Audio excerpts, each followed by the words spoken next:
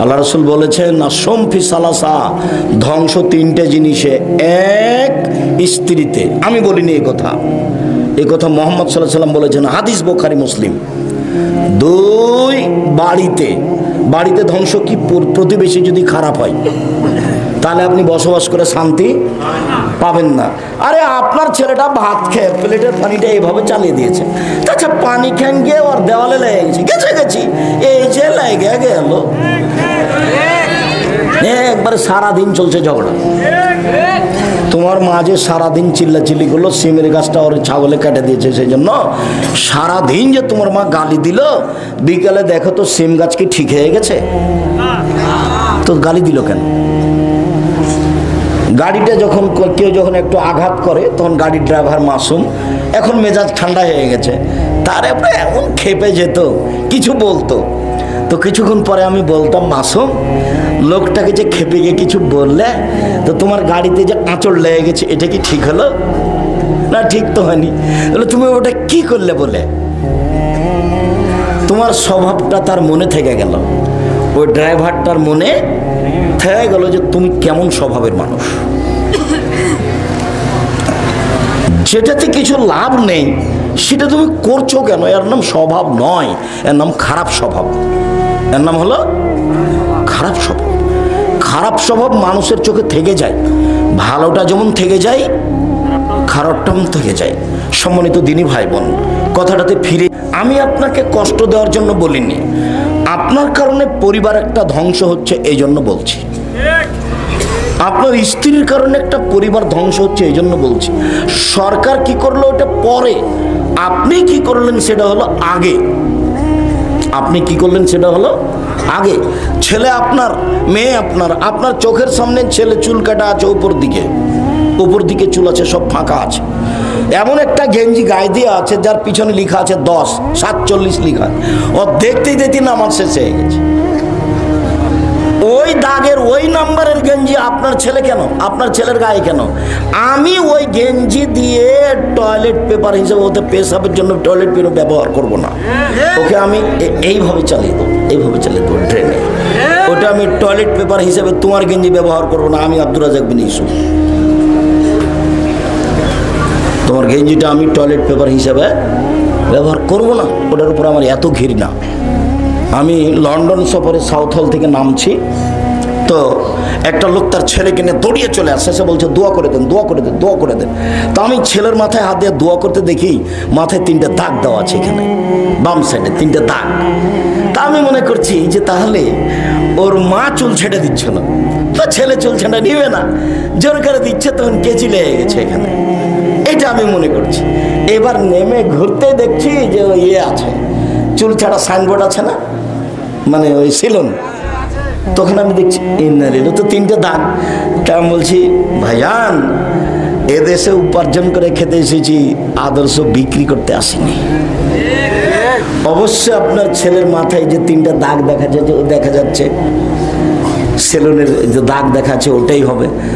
তখন একটু হেসে উঠেছে, লা হাওলা ওয়ালা কুওয়াতা ইল্লা বিল্লাহ, নাউযুবিল্লাহি মিন যালিক।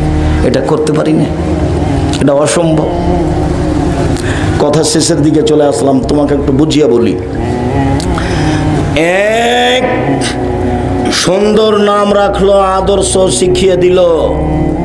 2, 3টে মেয়ে লালন পালন করলো, আদর্শ শিখিয়ে দিল, শিষ্টাচার শিখিয়ে দিল। 3, কারো যদি কাজের মেয়ে থাকে তাকে শিখিয়ে দিল, শিষ্টাচার শিখিয়ে দিল।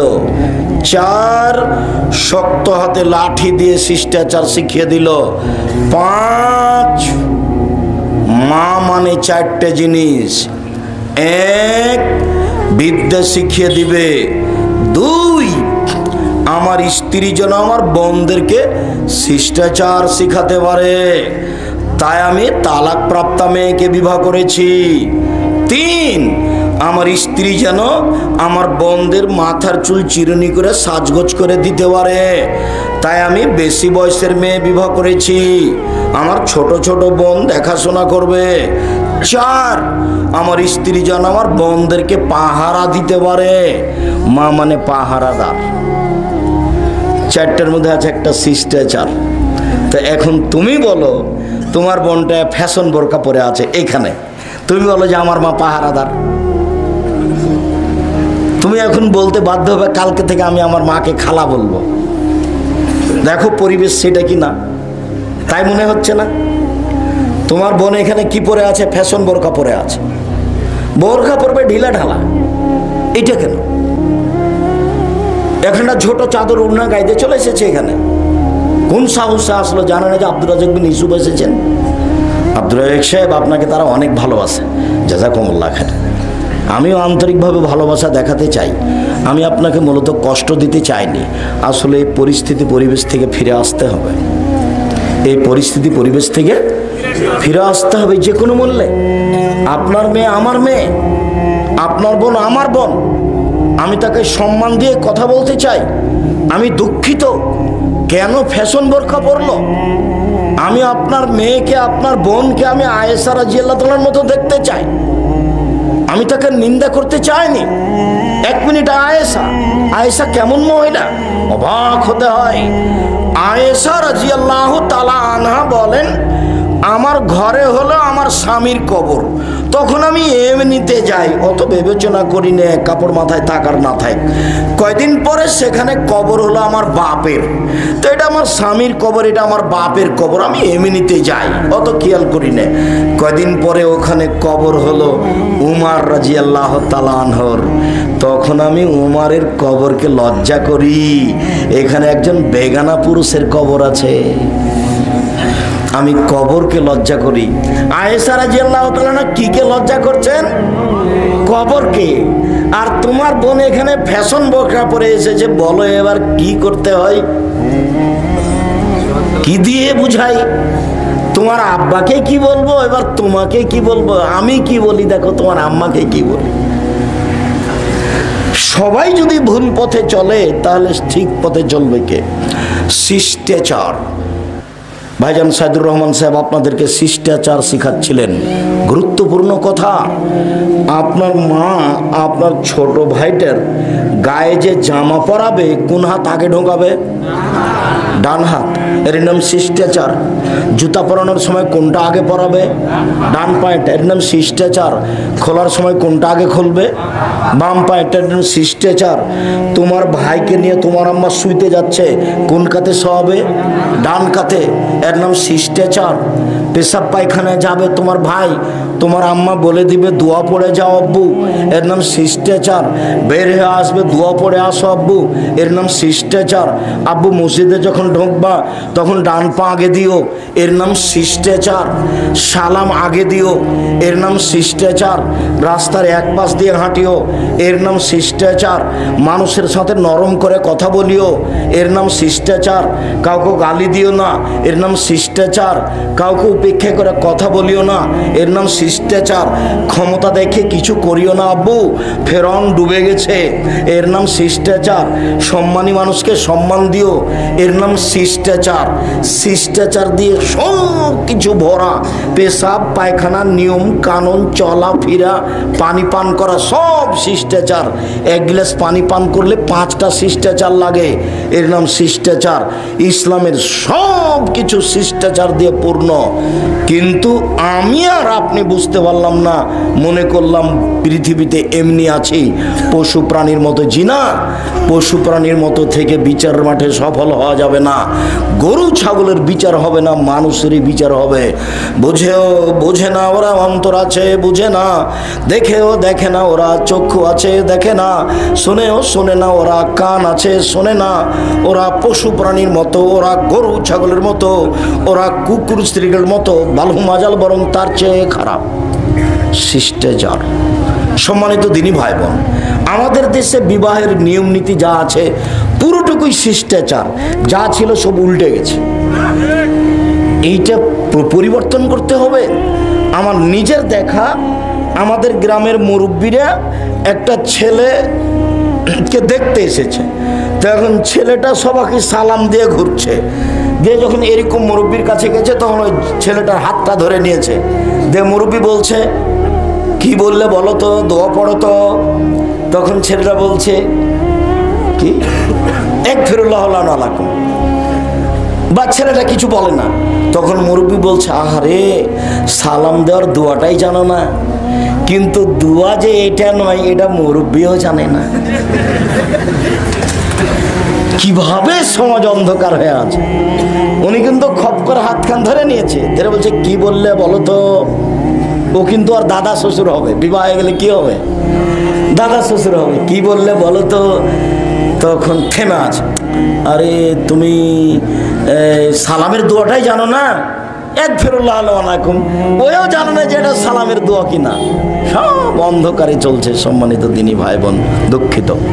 উপস্থিত বৈঠকের মুসলিম বোন, স্বামীর সাথে ভালো আচরণে চলবেন, পোশাক পরিবর্তন করেন। শাড়ি পরা আমি নিষেধ করিনি। শাড়ি পরলে আপনি 2 ছাটের ব্লাউজ পরবেন বড়, এ কথাই ঠিক। আপনি স্কিন পায়জামা পরবেন না, এটাকে কালকে জ্বালিয়ে দিবেন। এত বড় ফাঁকা পায়জামা পরবেন, এটা কালকে জ্বালিয়ে দিবেন। স্বাভাবিক গতির পায়জামা পরবেন, যেটাকে আমরা সালোয়ার বলি। মেক্সি চাদর পরে জীবিকা নির্বাহ করার চেষ্টা করেন। অল্প দিন বাঁচতে এসে অঙ্গ প্রত্যঙ্গ আরেকজনকে দেখিয়ে পাপী করে নিজেকে জাহান্নামী ঘোষণা করে কি করবেন? জাহান্নাম বলতে নারী আর নারী, জাহান্নাম বলতে নারী আর নারী, জাহান্নাম বলতে নারী আর নারী। যেই মুখে মোহাম্মদ সাল্লাল্লাহু আলাইহি ওয়াসাল্লাম বললেন জাহান্নাম বলতে নারীকেই বুঝায়, সেই মুখে মোহাম্মদ সাল্লাল্লাহু আলাইহি ওয়াসাল্লাম বললেন, শোনো, মহিলারা যদি 4টা কাজ করতে পারে জান্নাতের সব দরজা খোলা।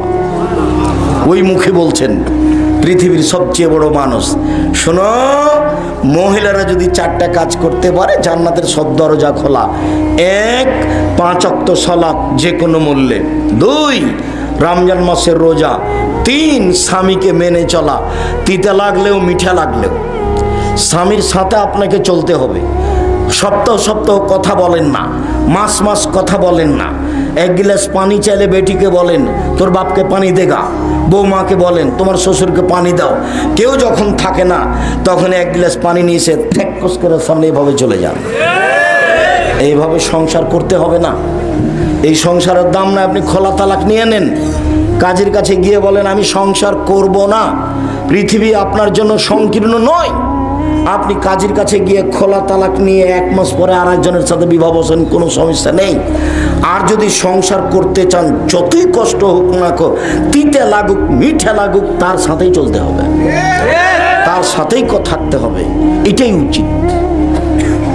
4 জেনায় লিপ্ত হবেন না, এই 4টা সব দরজা খোলা। আব্দুর রাজ্জাক সাহেব 1-4টি আমাদেরকে কিছু বললেন, স্বামীদের কিছু বললেন না। আপনার উপরে আমাদের ভালোবাসার অভাব নেই। জি, সম্মানিত দিনী ভাই, আল্লাহ নবীকে জিজ্ঞাসা করা হলো, আল্লাহ নবী আমাদের স্ত্রীরা আমাদের কাছে কি পায়, ওদের পাওনা কি? এবার দেখবেন পাওনাতে তারাই ঠেকে যাবে। আচ্ছা আল্লাহর নবী, আমাদের স্ত্রীরা আমাদের কাছে কি পায়, আমরা কি দিব তাদেরকে? তখন আল্লাহ রাসূল বলছেন, 1, যে মানের খাচ্ছ সে মানের খাওয়াবা। 2, যে মানের কাপড় তুমি পরো সে মানের পরাবা। 3, কখনো কটু কথা বলবো না। এটা আপনার জন্য। কেন? তার পক্ষ থেকে একটা কথা আছে, আব্দুর রাজ্জাক সাহেব, আমার স্বামীর সাথে আমি চলতে চাই কিন্তু তার মুখ খুব খারাপ। চাঁপানবাবগঞ্জের ভাষাতে গালি দেন নাকি কোনো সময়? ছি, নাউজুবিল্লাহ। ওই শব্দ আর আমি মুখে উচ্চারণ করতে পারছি না। এটা একটা দিনই বৈঠক। আমি কেমনে ওই শব্দ বলি, তবে আমি জানি ওই শব্দ আমার জানা আছে। আমরা তো কোনো দিন বলি না, আমরা তো আছি, আমরা তো সংসার করি। কেমনে আপনি ওই ভাষাটা বের করেন? আর তার চেয়ে আপনি শক্ত করে বলেন আপনি অমুকের বাচ্চা অমুক বলেন। ছি ছি ছি ছি ছি ছি, নাউজুবিল্লাহ মিন জালিক। স্ত্রী হচ্ছে শান্তি তৃপ্তির জিনিস। স্ত্রী হচ্ছে আদরের জিনিস, স্ত্রী হচ্ছে শান্তি তৃপ্তির জিনিস, স্ত্রী হচ্ছে আদরের জিনিস, স্ত্রী হচ্ছে ঢেকে রাখা জিনিস, স্ত্রী হচ্ছে ঘেরে রাখা জিনিস, স্ত্রী হচ্ছে দামি সম্পদ। ওকে ঢেকে রাখতে হয়, ওকে ঘেরে রাখতে হয়। ওরা এত আদরের, ওরা এত আদরের, ওরা হচ্ছে বগুড়া সোনাতলা হাটের আদরের মালসা। ওদের আদর করতে হয়, ওদের ঘেরে রাখতে হয়, ওদের ঢেকে রাখতে হয়। ওরা পৃথিবীর সবচেয়ে দামি সম্পদ। আল্লাহ রাসূল বলছেন আদ-দুনিয়া কুল্লুহা মাতা ওয়া খায়রু মাতা'id দুনিয়া আল মারাতু সালেহা। গোটা পৃথিবী সম্পদ, আর দামি সম্পদ হলো স্ত্রী। আল্লাহ রাসূল বলছেন চারটা জিনিস আছে যার, সুখময় জীবন তার। চারটা জিনিস আছে যার, সুখময় জীবন তার। এক, আল মারাতুস সালেহা, ভালো স্ত্রী। আল্লাহ রাসূল বলছেন পৃথিবীর মানুষ শুনে রেখো, সবচেয়ে দামি সম্পদ ওই জীব যে সুবহানাল্লাহ আলহামদুলিল্লাহ বলতে পারে। দ্বিতীয় দামি সম্পদ ওই অন্তর যে অল্পতেই খুশি। তৃতীয় ওই স্ত্রী যে স্ত্রী স্বামীকে দিনের উপরে সহযোগিতা করতে পারে। শোনো, এশার সালাতের পরে কোথাও থাকবে না, বাড়ি চলে আসবা। আমি তোমার জন্য খানা পানি নিয়ে বসে থাকি, দোকানে বসে আড্ডা পিটবা না, কারো বদনাম করবা না, কোনো ল্যাংটা মেয়েকে দেখো না। আমি তোমার জন্য প্রস্তুত রয়েছি। দেখো, আমি গ্রামের মেয়ে, তোমার ভালোবাসায় তোমার দুই পায়ের নিচে সেবা করে জীবন কাটিয়ে দিতে চাই। আমি বলছি আমার পক্ষ থেকে কোনো প্রকার আপত্তি থাকিবে না, কোনো প্রকার প্রতিবাদও থাকিবে না। যাহাই খাওয়াইবেন তাহাই খাইব, যাহাই পরাবেন তাহাই পরিব। আমি কখনো অভিমান করিব না। আপনার কাপড় মোটা হলেও বলবো না কাপড়টা মোটা, চিকন হলেও বলবো না কাপড়টা চিকন। যেভাবে আপনি খুশি সেভাবে আমি খুশি। তাহলে এবার সংসার কি হবে? সুন্দর হবে। আর যদি অভিমান থাকে, অভিমান মানে ঈদের দিনে একটা ভালো শাড়ি দিবা, ঈদের দিনে রোজার ঈদে একটা ভালো শাড়ি দিবা, তা আপনি দিতে পারেননি, এটা হলো অভিমান। আবার কুরবানিতে চেয়েছে, সেটা দিতে পারেননি, তখন কুরবানির পরে বলছে তুমি আমার কোনো কথাই শোনো না। এই যে অভিমান খুব খারাপ। শয়তানকে বলাবে, দেখছিস দেখছিস তোকে কোনোদিন দেয় না, দেখছিস তোকে কোনোদিন দেয় না, শয়তানকে বলাই। আর প্রতিবাদ, হ্যাঁ তুমি আমার মাকে এভাবে বললে কেন, তুমি আমার মাকে এভাবে বললে কেন, তুমি আমার সাথে এভাবে আচরণ কেন দেখালে, এটা হলো প্রতিবাদ। একবার যদি আপনার বউ প্রতিবাদ করে, তাহলে বারবার শয়তানকে বলবে, এই যে দেখলি তোর স্বামী এই কথা শুনলো না, বল বল বল কিছু বল, এই যে তোর মাকে গালি দিল, কিছু বল। এটা কে করাচ্ছে? শয়তান করাচ্ছে। যার জন্য স্ত্রী যদি কোনো অভিমান না করে, প্রতিবাদ না করে, সংসার কি হবে? সুন্দর হবে। কখনো আপনি কটু কথা বলবেন না, কোনো সময় বলবেন না যে তোমার ঠোঁটটা মোটা। একবার ঠোঁট মোটা বললে 10 বছর ভালোবাসবেন না। কোনো সময় বলবেন না যে তোমার রংটা কালো, এভাবে বলবেন না। খালি প্রশংসা করবেন, বুদ্ধি কম, প্রশংসা প্রিয়। তোমার মতো কোনো মেয়ে দেখি না, তোমার চাল চলন সবচেয়ে ভালো, সারা রাত পা টিপে দেব। আল্লাহ নবী বলছেন যে বুদ্ধি কম, না কেস তাকলি নদীন। আপনি গালি দিয়েন না, প্রশংসা করেন, সংসার একবারে খুব সুন্দর হবে, শান্তি পাবেন, তৃপ্তি পাবেন। আমি বুঝতে পারেননি যে ও কী জিনিস, যার কারণে মেরেছেন, যার কারণে গালি দিয়েছেন, শেষ পর্যন্ত আপনি শান্তি পাননি। শান্তি তৃপ্তি নিতে হলে প্রশংসা করতে হবে বেশি, গালি দিতে হবে না, তাহলে সংসার সুন্দর হয়ে যাবে। 4, কখনো মুখের উপরে মারবেন না। 5, নিজের বাড়ি ছাড়া কোথাও যেতে দিবেন না। এবার নিজের বাড়ি ছাড়া কোথাও যেতে দিবেন না। জরুরি দুর্ঘটনা ছাড়া খালার বাড়ি যেতে পাবে না, ফুফুর বাড়ি যেতে পাবে না, মায়ের বাড়ি যেতে পাবে না, জরুরি প্রয়োজন ছাড়া বাড়ির বাইরে যেতে পাবে না। 5টা, 1, যে মানের খাচ্ছেন সে মানের খাওয়াবেন। 2, যে মানের পড়ছেন সে মানের পড়াবেন। 3, কটু কথা বলবেন না। 4, মুখের উপরে মারবেন না। নিজের বাড়ি। 5, নিজের বাড়ি ছাড়া কোথাও যেতে দিবেন না। হাট বাজারের তো প্রশ্নই আসে না। ওকে ঘেরে রাখবেন। আল্লাহ রসুল বলছেন আল মারাতু আওরা, মহিলা হচ্ছে ঢেকে রাখা জিনিস, মহিলা হচ্ছে ঢেকে রাখা জিনিস, ওকে ঢেকে রাখতে হবে। এই ছেলে বসো। সম্মানিত দিনী ভাই বোন, চলে আসলাম অল্প সময়। ইবাদতের জগতে সবচেয়ে দামি ইবাদত সিয়াম। এটা কিভাবে হলো একটু দেখেন তো। উমামা বাহিলি রাদিয়াল্লাহু তাআলা আনহু বলেন, আল্লাহর নবী মুরনি বে আমালিন, আল্লাহ নবী আমাকে একটা আমলের কথা বলেন তো আল্লাহ নবী, যাতে আমি জান্নাতে চলে যাব। তখন আল্লাহ রাসূল বলছেন, উমামা আলাইকা বিসম ফাইনুল্লাহ মিসলালাহু, তুমি সিয়াম পালন করো। ইবাদতের জগতে সিয়ামের মতো কোনো ইবাদত নেই। এটা সিয়াম আর এটা সালাত।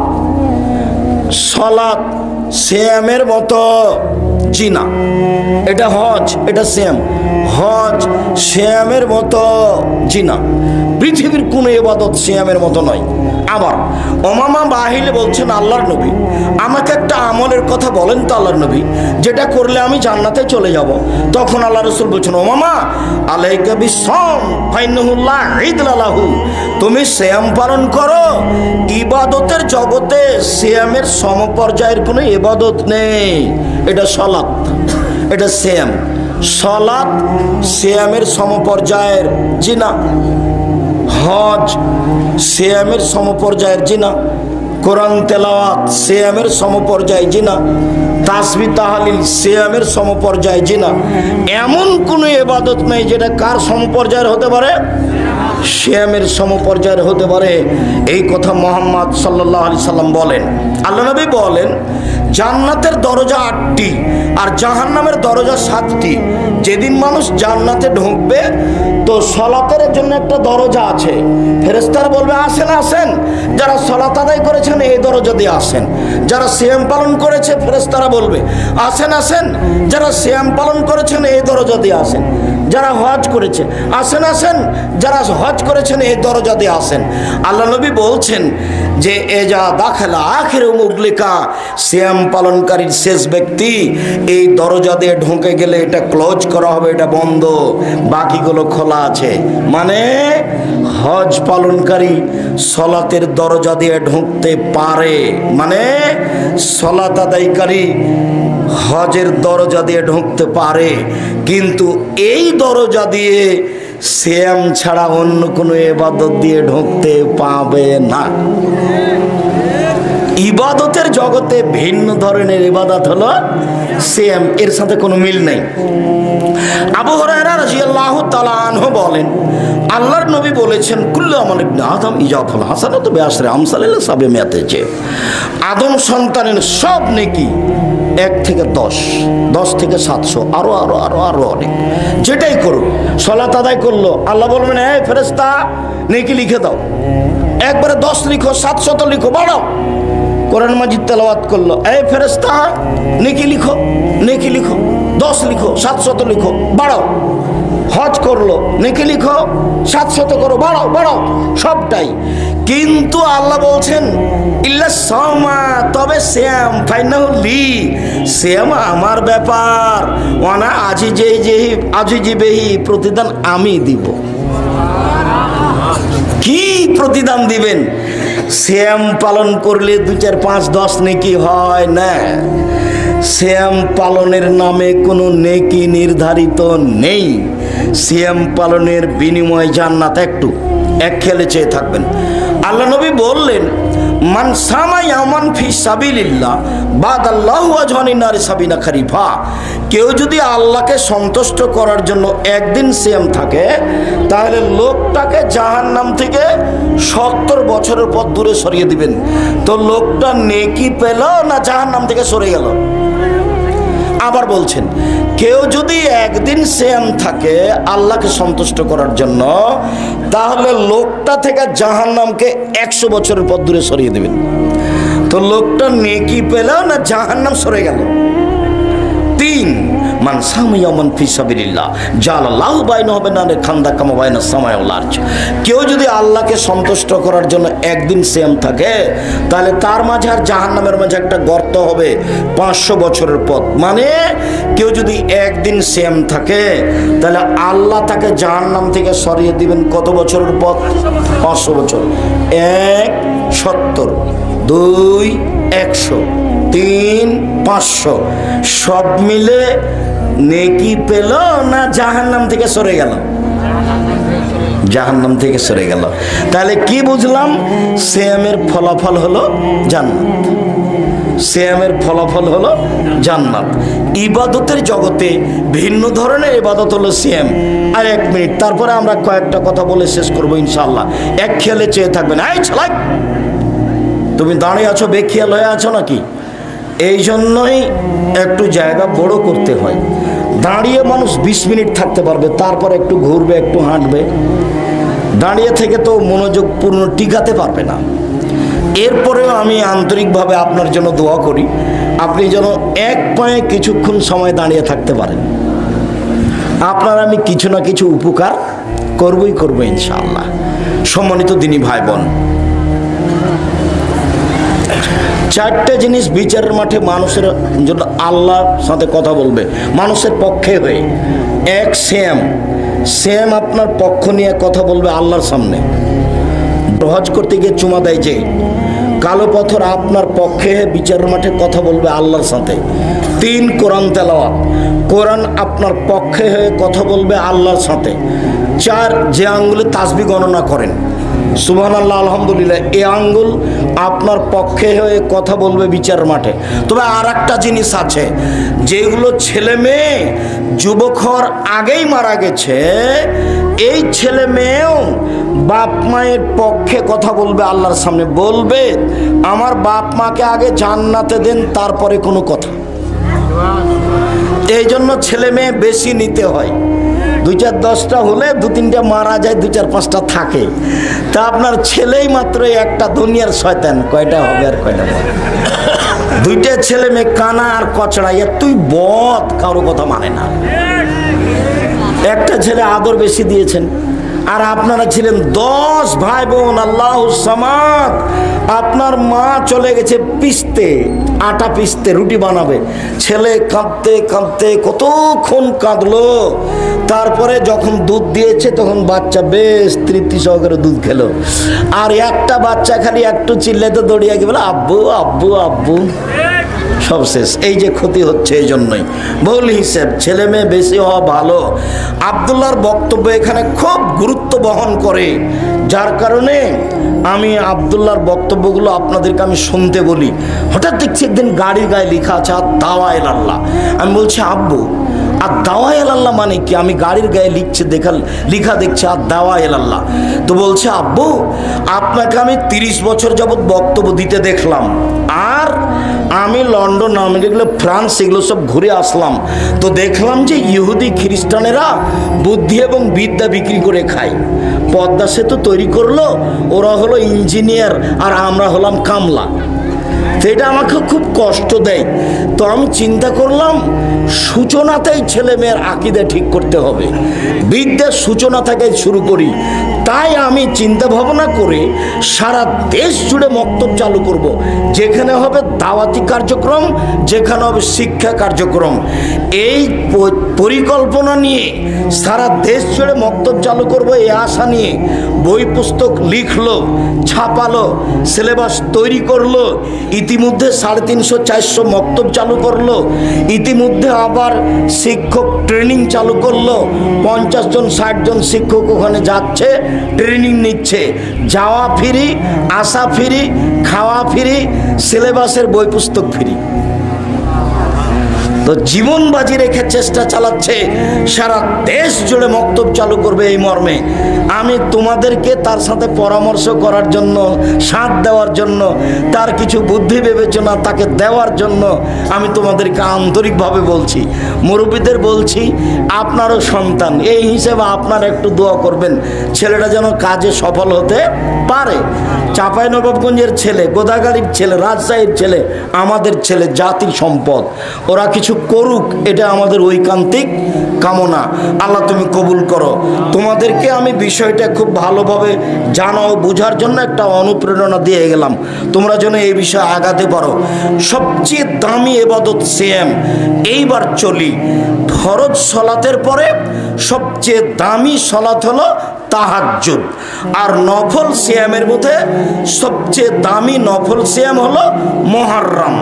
আল্লাহর নবী যখন মদিনাতে আসলেন দেখলেন ইহুদিরা সিয়াম থাকছে মুহররমের 10 তারিখে। তিনি বললেন মাহাজাল ইয়াউম আল্লাযী তাসুমুনহু, এই দিনটা কিসের দিন, তোমরা এই দিনে সিয়াম থাকছো কেন?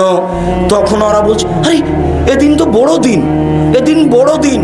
এই দিনে আল্লাহ ফেরাউনকে ডুবিয়ে দিয়েছেন সদল বলে, এই দিনে আল্লাহ মূসাকে বাঁচিয়ে দিয়েছেন সদল বলে। মূসা আল্লাহর শুকরিয়া আদায়ের জন্য সিয়াম থেকেছিলেন, তাই আমরা এই দিনে সিয়াম থাকি মুহররমের 10 তারিখে। আচ্ছা আচ্ছা শোনো, নাহনু আওলা ওয়া আহাক্কু বিমূসা মিনকুম, তোমরা যে মূসার সুন্নাত পালন করছো শুকরিয়া আদায় হিসাবে, আমরা তোমাদের চেয়ে বেশি হক রাখি শুকরিয়া আদায়ের ব্যাপারে। অতএব আমিও সিয়াম থাকলাম, সঙ্গী সাথী সবাই সিয়াম থাকো। যেমন বললেন সাহাবী বলে উঠলেন আল্লাহুস সামাদ। একই কথা আপনি দিনরাত বলছেন ইহুদিদের বিরোধিতা করতে হবে, খ্রিস্টানের বিরোধিতা করতে হবে, এই দিন ওদের বড় দিন, এদিন ওদের বড় দিন, এদিনে সিয়াম থাকা হবে না, তাই এদিন তাদের বড় দিন। শোনো লাইন বাকাই তো এলা কাবেলিন লা সুমান্না তাসিয়া, আমি যদি সামনে বছর বেঁচে থাকি তাহলে 9 তারিখও সিয়াম থাকবো। 9 তারিখ হবে বিরোধিতা, 10 তারিখ হবে শুকরিয়া। 9 তারিখ হবে বিরোধিতা, 10 তারিখ হবে শুকরিয়া। কথা স্পষ্ট বোঝা গেল কি? মনে থাকবে না মনে হয়? মুহররমের 10 তারিখের সাথে কারবালার 10 তারিখের কোনো সম্পর্ক নেই। ফাতেমা কান্দিয়া কয় আজ বুঝি হুসাইন কারবালাতে শহীদ হয়। যেদিন হুসাইন শহীদ হচ্ছেন তার 49 বছর আগে ফাতেমা মারা গেছে। কতদিন আগে? 49 বছর আগে। তাহলে এটা কথা মিল খেল? তাহলে মৌলানা সাহেবের এই বক্তব্য পুথির গানের মতো হয়ে গেল। 6 মাসের রাস্তা মর্দ 6 দিনে গেল, ঘোড়ায় চড়িয়া মর্দ হাঁটিয়া চলিল, পুথির গানের মতো। এই জন্য আমি বলি যে আপনারা কেন যে চিন্তা ভাবনা করেন না, এইসব বক্তৃতা এইসব বক্তা থেকে বেঁচে থাকতে হবে, এই কথাই ঠিক। আপনাকে কেন তিতা লাগে না, তিতা লাগা উচিত। এই ছেলে শোনো, আল্লাহর নবী বললেন কেউ যদি মুহররমের 2 দিন সিয়াম থাকে বিগত 1 বছরের পাপ ক্ষমা হবে। তিনি বললেন কেউ যদি আরাফার 1 দিন সিয়াম থাকে আগে পরে 2 বছরের পাপ ক্ষমা হবে। তিনি বললেন মানুষ সারা বছর সিয়াম পালনের নেকি পাবে 2টি পদ্ধতিতে।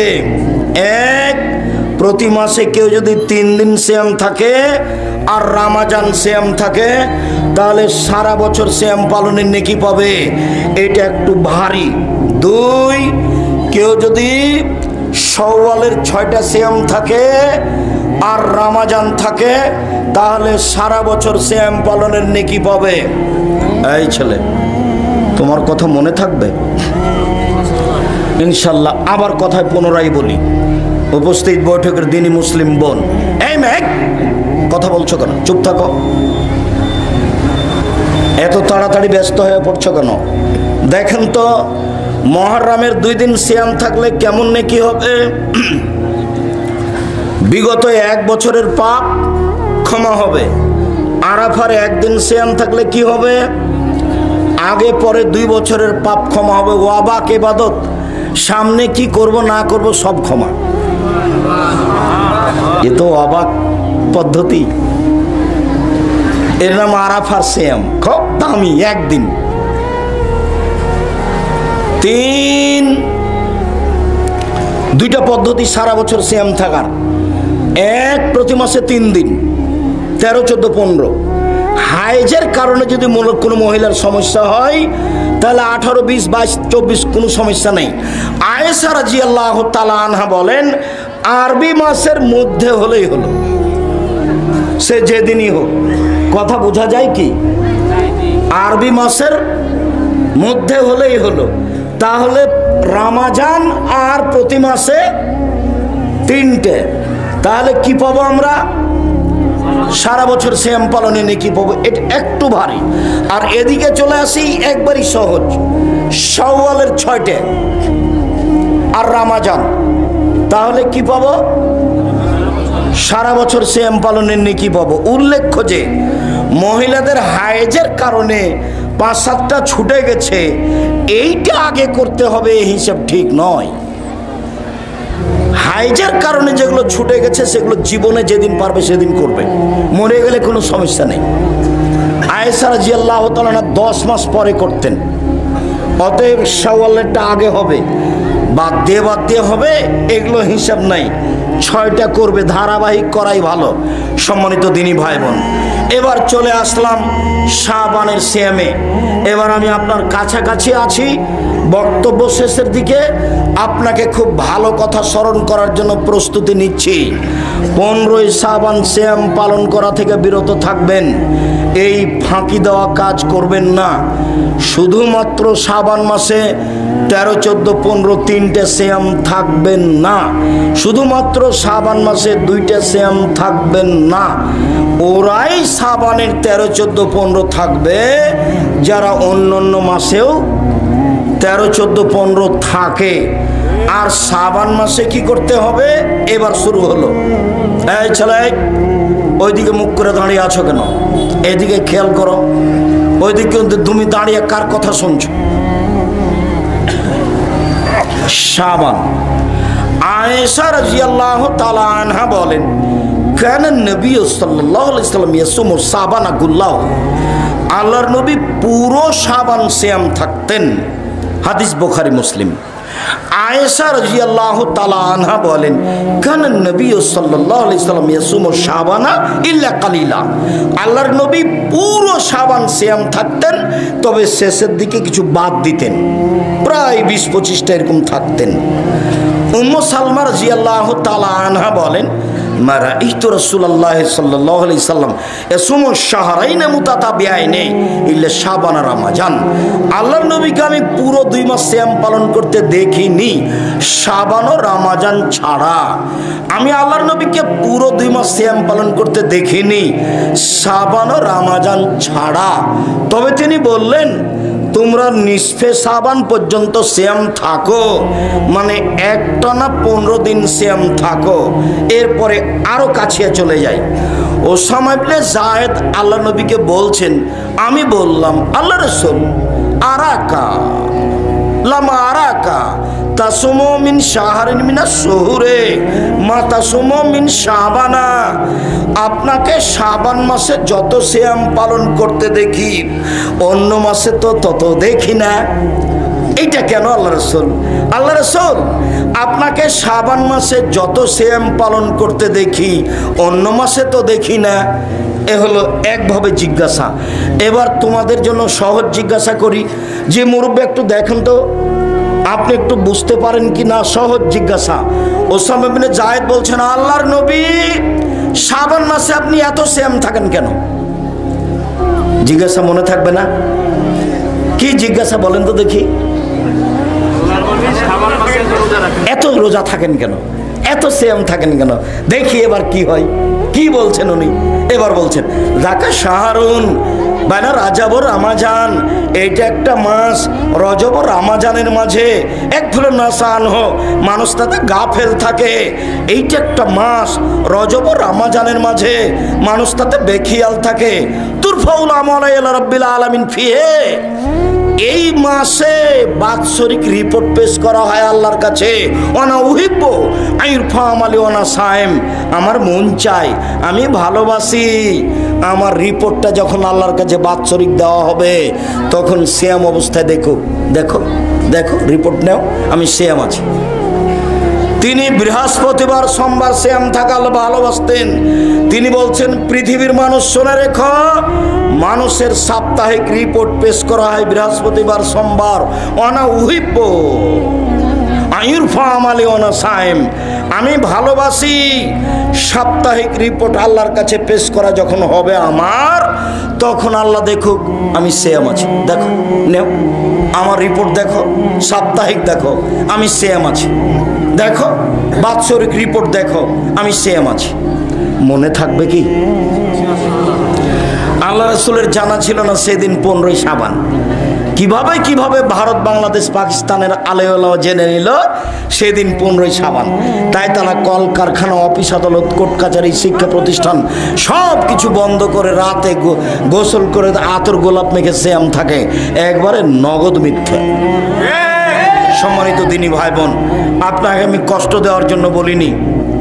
উপস্থিত বৈঠকের মুসলিম বোন, এই মেয়ে কথা বলছো কেন? তোমার মনে ভুলে গেলে এত তাড়াতাড়ি? তোমাকে তো আমি মুখখান বন্ধ রাখতে বলেছি। মহিলা মানুষ তো সবাই আপনাদের বদনাম করে, তো বদনাম কি ঠেলাই পোড়ে করে না, এমনি করে? ঠেলাই পোড়ে করে। যে আপনাকে যে আমি 100 বার বলছি মুখখান বন্ধ রাখেন, তা আপনি মুখখান খুলছেন কেন? কাউকে যদি ডাকতে হয় তো ইশারা করে রাখেন, ইশারা করে ডেকে নিয়ে যান। ঢং ঢং করে এসেছেন, ঢং ঢং করে চলে যাবেন। স্বামীও যেমন আপনিও তেমন, বাপ যেমন আপনিও তেমন। আপনি মুখে ডাকছেন কেন? এই খালেদা, এই খালেদা, চল তো, চল, যাবি না? এভাবে ডাকছেন কেন আপনি? মুখখান বন্ধ করেন, দিয়ে খালেদাকে ইশারা করেন, ইশারা করে ডেকে নিয়ে যান। শরম হয় না কেন? একটু হায়া হয় না কেন? সম্মানিত দিনী ভাই বোন শুনুন, রিপোর্ট ধরার জন্য শাবান মাসে বেশি বেশি সিয়াম থাকতে হবে। আজ থেকেই শুরু করেন। যদিও শাবান শুরু হয়েছে ওই রবিবারে, আর এক রবিবার চলে গেছে, সোমবার গেছে, মঙ্গলবার গেছে, আজ কি বার গেল? বুধবার গেল। ধারাবাহিকভাবে সিয়াম থাকা উচিত ছিল। জানি না আছেন কি না। মুরব্বি, আপনাকে আমি অনেক ভালোবাসি। আজ থেকে চেষ্টা করেন যে কোনো মূল্যে বৃহস্পতিবার সোমবার সিয়াম থাকবই। ফেটে যাক কেটে যাক তাতে আসে যায় না। সাহারি হোক আর না হোক সিয়াম থাকবই থাকবো। যতক্ষণ পর্যন্ত আপনি ত্যাগে না যাবেন ততক্ষণ পর্যন্ত আপনি টিকতে পারবেন না। আরে সাহারি ছাড়ো, সাহারি বরকতের কাজ এখনো হলো না তো কি করব? এমনি সিয়াম থাকবো। আপনি আমার দিনী বোন, আপনাকে আমি অনেক ভালোবাসি। আপনি আজ থেকে নফল সিয়ামের সিদ্ধান্ত নেন। আপনি বৃহস্পতিবার সোমবার সিয়াম থাকেন, আপনি মুহররমের 2 দিন সিয়াম থাকেন, আপনি আরাফার 1 দিন সিয়াম থাকেন, আপনি প্রতি মাসে 3 দিন সিয়াম থাকেন, আপনি শাওয়ালের 6টা সিয়াম থাকার প্রাণপণে চেষ্টা করেন, আপনি জুলহিজ্জার 1 থেকে 9 পর্যন্ত সিয়াম থাকেন। এই ছেলে, আমি তো কথা শেষ করতে যাচ্ছি, দেখো তো আর একটা কথা মনে রাখা যায় কিনা। আর মধ্যখানে বলছি, আফদালের কিন্তু সিলেবাস এখানেই আছে, আদর্শ শিক্ষা এবং উসমানী কায়দা। সাথে সাথে নামাজের উপরে বই আছে, ফিকহ সুন্নাহ বই আছে, আর জামিয়া সালাফের যেটা মুখপাত্র মাসিকা লিতে সম্পত্রিকা। আমাদের ছেলেরা কেউ তোমরা খালি যাবা না। 30 টাকা দিয়ে অন্তত একটা পত্রিকা সাথে নিয়ে যাবা, টাকা না থাকলে কারো কাছে 30 টাকা নিয়ে যাওয়া। এই পত্রিকা কিন্তু লক্ষ লক্ষ টাকা খরচ করে তোমরা বের করছো। টাকা কিন্তু আমার নয়, টাকা কিন্তু তোমাদের, টাকা কিন্তু মুরব্বী আপনাদের। জামিয়া সালাফি আমার মনে বড় সাথ, আমি এই দেশের মাটিতে উন্নত মানের প্রতিষ্ঠান গড়বো ইনশাআল্লাহ, যেখানে ছেলে মেয়ে বাংলা, ইংরেজি, আরবি উন্নত মানের শিক্ষা অর্জন করে জাতির অন্যায়ের বিরুদ্ধে লড়বে, মুখে কলমে মিডিয়াই লড়বে ইনশাআল্লাহ। সেই পদক্ষেপ নিয়ে এক পায়ে দাঁড়িয়ে আছি। আপনাদের জামিয়া সালাফি ছাত্র প্রায় 5000, 410 জন এতিম, সারা দেশ জুড়ে যা আছে জামিয়া সালাফি তাই আছে। 300 জন শিক্ষক শিক্ষিকা, যার প্রতি মাসে বেতন লাগে 32 লক্ষ। আপনারাই দেন। আব্দুল রাজ্জাক সাহেব গোদাগাড়ি থেকে কেউ দেয় না, আমার জানা নাই। আচ্ছা, গোদাগাড়ি থেকে না দেখ, কোনো জেলা থেকে দেয়, ও তো মুসলমানই দেয়। 32 লক্ষ টাকাকে আমি দেবীনগর থেকে বানাই না। আর যেটা জামিয়া সালাফের রূপগঞ্জ নারায়ণগঞ্জ 51 বিঘা জমির উপরে, 33 শতকের বিঘায়, কত বিঘার উপরে? 51 বিঘা জমির উপরে তার একটা মসজিদ তৈরি হচ্ছে 6 বিঘা জমির উপরে, যারা একতলায় 10,000 মানুষ সালাত আদায় করতে পারবে। ওখানে প্রায় জমি কিনা। আর যেটা রাজশাহীতে আছে সেটা 90 শতক জমির উপরে, যেটা 4 তলার শেষের দিক। আর যেটা তোমাদের বাড়িতে তৈরি হবে মহিলা বিশ্ববিদ্যালয়, সেটা আপাতত 60 বিঘা জমি আছে। আর আশা করছি যে এখানে 100 বিঘা জমি হতে হবে। এটা তোমাদের বাড়ির সাথে লাগা ভাইজান, আপনার বাড়ির সাথে লাগা। সেটা হলো পলাশি, সেটা হলো তানোর, সেটা হলো গোদাগাড়ি, সেটা হলো আর একটা কাছাকাছি জায়গা মন্ডমলা, পবা। আজ ওখানে একটা স্কুল আছে, সরঞ্জাই, জি, তানোর এলাকা। ওটা কিন্তু তানোর গোদাগাড়ির মধ্যে পড়ে আছে, ঋষিগুলো আছে। বিশাল সম্পদ, বিশাল সম্পদ সব দিয়ে দিয়েছে জামিয়া নেবরাজ জামিয়া সালাফের নামে। সেটা আপনাদের সম্পদ, জাতীয় সম্পদ। এটা মহিলা বিশ্ববিদ্যালয়। সময়ের গতিতে আমি কথা বলবো। তো এত কিছু ইনশাআল্লাহ, এত কিছু যে হচ্ছে, এগুলোকে আমি নিজে করি, আপনাদেরই পয়সা দেওয়া। আপনাদের পয়সা দিয়ে আলিতে পত্রিকা ছাপা আছে, নিজের টাকা দিয়ে পত্রিকা ছাপা আছে, নিজে পড়বো না? নিজে পড়বো, এটা আমার দাবি। আর আমি যে সব বই পুস্তক লিখেছি, মনে করতে হবে আপনার ভাই লিখেছে, না হলে আপনার ছেলে লিখেছে, না হলে আমি আপনার কাছের মানুষ, আপনার বাড়ির মানুষ লিখেছি। আপনি চাঁপাইনবাবগঞ্জ গোদাগাড়ির মানুষে যদি না পড়েন, তাহলে তো আমার ভিতরে আর আপনার ভিতরে একটা দূরত্ব প্রমাণ হবে, যেটা আমি পছন্দ করি না। আমি ভালোবাসা বজায় রাখতে চাই। আমার দিনী বোনদেরকে বলি যে তোমাদের ভাবি বই লিখেছে, কেন হবো অবরোধবাসিনী। আমার দিনী বোনদেরকে বলতে চাই, বেগম রোকিয়া লিখেছে অবরোধবাসিনী, তখন তোমাদের ভাবি লিখেছেন কেন হব অবরোধবাসিনী। এদেশের শিক্ষাতে ত্রুটি যথেষ্ট, যার কারণে তোমাদের ভাবি লিখেছে শিক্ষা বনাম জাহেলিয়াত। কেন এই নির্যাতন, কি তার প্রতিকার? আমরা মহিলা মানুষ এত নির্যাতিত, কেন এই নির্যাতন, কি তার প্রতিকার? এই বইগুলি সংগ্রহ করতে হবে। শ্রাবণ মাসে বেশি বেশি সিয়াম পালন করতে হবে। আল্লাহ আমাদের যারা মারা গেছে, তুমি তাদের কবরের শাস্তি মাফ করো। আমরা যা অসুস্থ, তুমি তাদের আরোগ্য দান করো। আমরা যারা বেঁচে আছি, তুমি তাদেরকে তোমার রাসূলের পদ্ধতি অনুযায়ী চলার তৌফিক দান করো। নফল সিয়াম পালন করার তৌফিক দান করো। রাসূলের আদর্শ আমাদের দাও।